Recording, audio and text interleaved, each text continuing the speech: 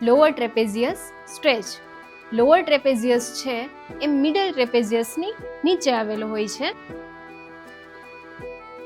મારી 2 ફિંગર્સ છે, એમાં જે ઉપરની ફિંગર છે એ અપર ટ્રેપેઝિયસ ઇમેજિન કરો, એની નીચેની ફિંગર છે ને મિડલ ટ્રેપેઝિયસ ઇમેજિન કરો, અને આ જગ્યા ઉપર લોઅર ટ્રેપેઝિયસ આવેલો હોય છે.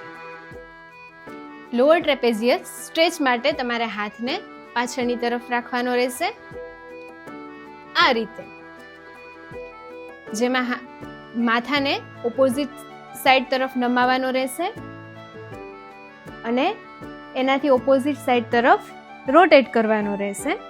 બીજા હાથને તમારે માથાના પાછળના ભાગમાં આવે એ રીતે રાખી અને વધારે નીચેની તરફ નમાવાનો રહેશે.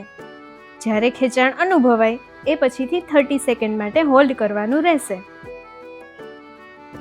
1, 2, 3, 4, 5 એ રીતે 30 સેકન્ડ હોલ્ડ રાખી 3 વખત કરવાનું રહેશે.